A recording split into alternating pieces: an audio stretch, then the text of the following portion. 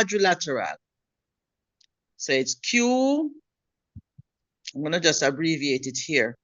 QUADRI. You can look back in the notes that you made before. Look back at the notes that you wrote down from the video. All right. So a four-sided figure is a quadrilateral. Now, when you drew that line from the one corner, how many triangles did you get? 2. 2. Very good. So we put 2 inside here. 2 triangles. 2 triangles. Now, if the sum of the interior angles of one triangle is 180 degrees, what would be the sum of the interior angles of a quadrilateral? 360. In other words, it is going to be 2 times, it is 2 times 180. All right, very good. Now I want you to continue this pattern for me now.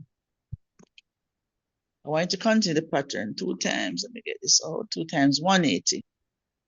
Right? And it's equal to 360 degrees. Continue the pattern for me. So if it's a 5-sided figure, it's a pentagon. P-E-N-T-A is a pentagon. Write out the full word. 6-sided figure is a hexagon. 7 sides and so on. 8 sides and so on. So write down at least up to 8 sides. Where are you going to? Come back. At least up to 8 sides. All right? At least up to 8 sides. Fill in the name of the shape, name of the polygon. Fill in the number of triangles. And as I said, you will see a pattern now where you can complete the column even without drawing the figures. So complete the first 3 columns up to 8, the 8-sided polygon. Up to 8, miss. Up to the 8-sided polygon. So 5 sides, pentagon. Number of triangles, you got 3. 6 sides, hexagon. Number of triangles, you got 4. So I just want you to complete the first 3 columns. Don't go to the last column as yet. Wait, miss. Wait.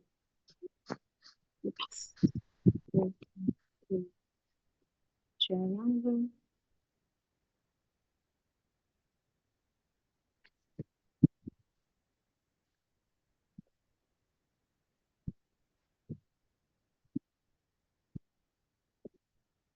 Watch you.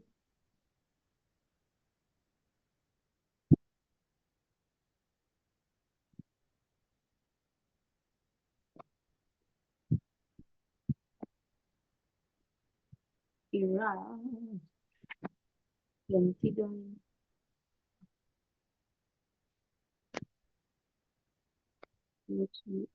So, miss, we're supposed to know these by heart too. Well, you can know them by heart, but then again, even if you don't know them by heart, you'll see a pattern. You're going to see a pattern which we're going to use to develop the formula. So it is something that you can always figure out again, even if you don't remember everything offhand. Because there's actually a pattern that we're going to use to derive the formula.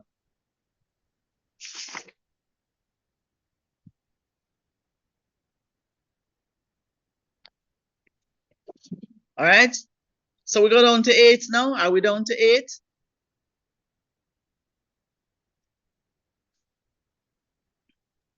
Yes, ma'am. All right. I'm going to erase this. So I just want the space to write a general format. Good. So down to 8. All right. So you have 4, hexagon 4. All right, let's go pentagon now. For the sum of the interior angles in line with the pentagon, what would you write down now? You're gonna write down 3 times 180. 540. And what does that give us? 740 degrees. 3 8 is 24. 3 1's 3 and 2 5. 540 degrees. Good. Let's complete it now for the hexagon. 4 times 180, and that is 4 8 is 32, 720. So we couldn't just add 180 to them. Add 180 You want to to add 7. one? All right, good. Okay. So fill it in then up to where you have now, up to 8.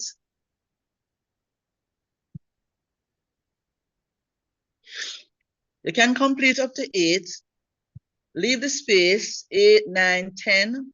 So write down up to 10.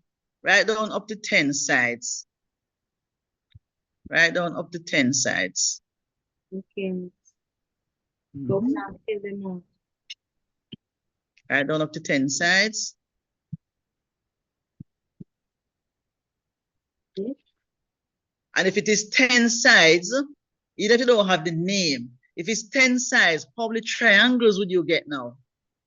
7. Look at the pattern. Look at the pattern. If it's 10 sides, how many triangles? 8. Very good. 8 triangles. And what would be the sum of the polygon now with 10 sides? It's going to be 8 times 180. Yeah. 8 times 180.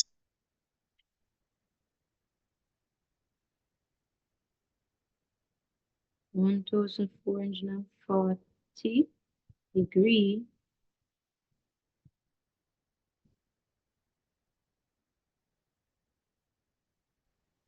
All right, but it's in line with this 8. Good. So 8 times 180 now. 8 8 64.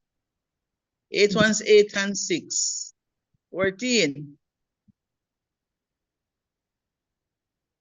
All right. Here's the generalization part of it now. Are we together now so far?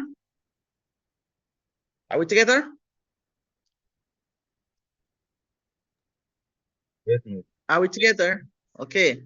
So what I want you to see now, you are noticing that you can just add on 180 degrees to the polygon that comes next. All right, awesome. Now I want you to look across the table, look at the relationship between the number of sides and the number of triangles. What do you notice?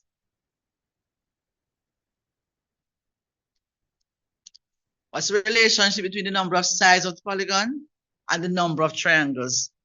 1, 2, 3, 4, 5, 6, 7, 8. Means it that just increase and increase. Go down by 2. It is increasing, but all right, listen to the question again. Look at the column with the number of sides. Look at the column with the number of triangles. I want you to read across. I want you to read across because I want you to see a relationship. Let's start at the top. 3. For the yes? Oh, I said 2 minus 3 minus 2, 1. That's all.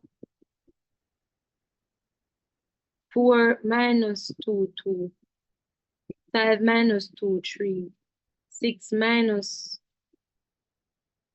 We're looking at the relationship between the number of sides. Yes? 6 minus 2, 4. 10 minus 2, 8. Anybody else? David, agree with that?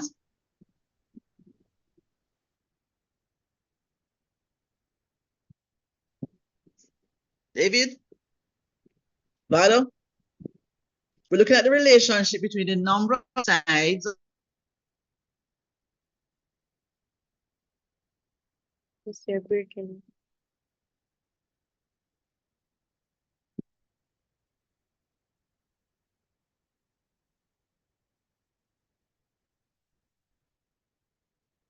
Mr. Birkin up.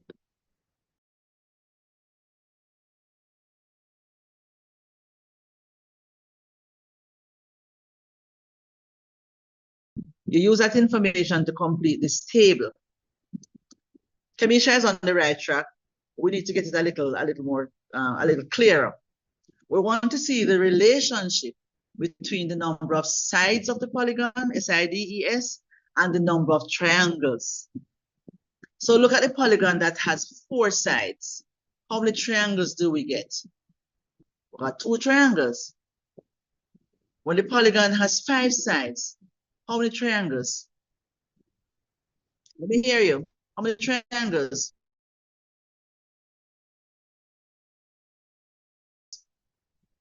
We're looking at the table, you know. When the polygon has 5 sides, how many triangles did we get from that polygon? Answer me, I listen. 3. 3, miss. For the polygon that has 6 sides, how many triangles were we able to get? 4. I will continue down, all the way down. You did it for 7. And I said, okay, skip now, follow the pattern, go down to 10. The polygon has 10 sides. How many triangles? 8. So the question again, Kamisha started answering. I want the rest of you to think along that same line and see if we can get it more clearly. What is the relationship between the number of sides of the polygon and the number of triangles that you obtained? What's the connection? Miss, it go by 2, miss. Or it go down by what? It minus 2, miss. You're minus 2. So it's the same thing, the same idea Kamisha was coming up with. I want you all to see that. That if you take away 2 from what? From the number of sides. Whatever the number of sides is, whatever the number of sides, if you subtract 2, you will get the number of triangles. Agree? Yes, miss. All right. And then we are using our previous knowledge now of the fact that for one triangle, the sum of the angles, which is why, David, remember I said to you, you have to know this one. Again, here we are using something that we learned already. We're applying it in this situation now to help us to derive the formula for the sum of the interior angles in a polygon. So since we know that the angles in one triangle add up to 180 degrees, then we are using that information to find the sum of the angles in any polygon. All right? If the polygon has 9 sides, can somebody tell me? The polygon has 9 sides. How many triangles would we have gotten if we did the same activity that we did previously? How many? It's 7. 7. It would have has 7 triangles. And how would we use that now to work out the sum of the angles in a polygon that has 9 sides? What would we say? 7. 180 times 7. All right. Come with me now. We're coming up with a general formula now. I'm going to use N. N, the letter N as in nuggets. I'm using the letter N to represent the number of sides of a polygon. So a polygon has N sides. Polygon has N sides. Give me an expression that will represent the number of triangles.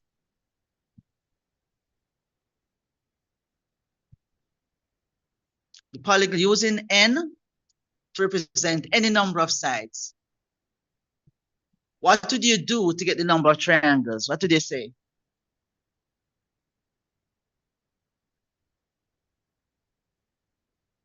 All right.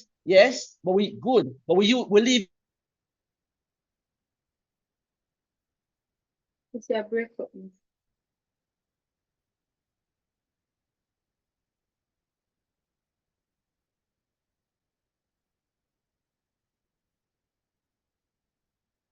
The number of triangles. And you saw that the number of triangles was 2 less the number of sides. Good? So you need to give me a general statement now. So we are moving into algebraic expression. Here I told you again how algebra comes into everything, right? But even if you can't write the expression, just tell me if the polygon has n number of sides. I'm not giving any exact figure. N representing any number of sides. What would you do to get the number of triangles? N minus 2. N minus 2. Who said that? That one deserves a clap. All right. N minus 2. That is the ideal. So in the section marked number of triangles, I want you to write down for me N minus 2. Let's put that in brackets. N minus 2. So whatever number of sides the polygon has, we can get the number of triangles as n minus 2. All right. Next step over the other side now. So for a polygon that has n number of sides, it has n minus 2 triangles. Can you give me an expression now that will give me the sum of the interior angles of that polygon that has n sides? N triangle. We're N minus 2. We're stepping up into n minus 2 times 180. All right, we have to put this in bracket to show that we work out this part first. N minus 2 times 180.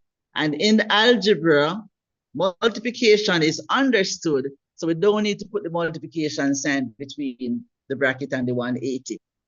So here we have the general formula for finding the sum of a polygon with n sides. And n is representing any number of sides. So complete your table for me now with this last statement here. N, for number of sides, you have n. For triangles, you have n minus 2. And then over the section for the sum of the interior angles, you have your n minus 2 times 180.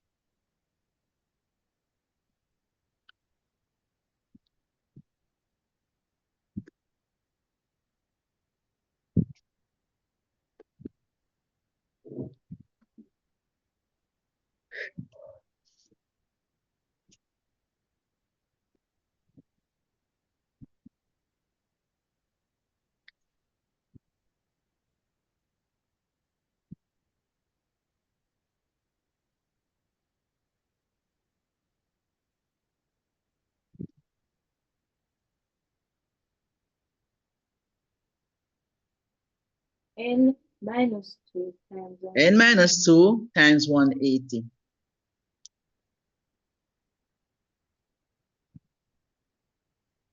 So once you know the number of sides of the polygon, you can work out the sum of the interior angles by taking away 2 from the number of sides. And the result, you multiply that by 180. That's what the general formula is saying. So what? For what? No. This one here, that's n minus 2 times 180. It's just an expression. There's no figure. David, in this last, all right, n minus 2 in bracket times 180 is the general formula It's just an expression. So you're not going to come out. There's no figure you're going to put beside this. There's no exact figure you put in here. No number of degrees. This last statement is a formula that you will use for finding the sum of the interior angles of any polygon. So if you have another figure beside the 180 here, so cross it out or rub it out. Because you don't know what n is. Get me? All right. So n in the column that mark number of sides. Under the column marked number of triangles, you have n minus 2, and you put that in brackets. And alongside, beside that now, in the column for sum of interior angles, you have n minus 2 times 180. It could have been the other way around. You could have the 180 first. You could have the 180 first, and then times n minus 2. Because it's an algebraic expression, so it doesn't matter the order in which you write it, it's still going to be the same thing, as long as your n minus 2 is in bracket. Get me?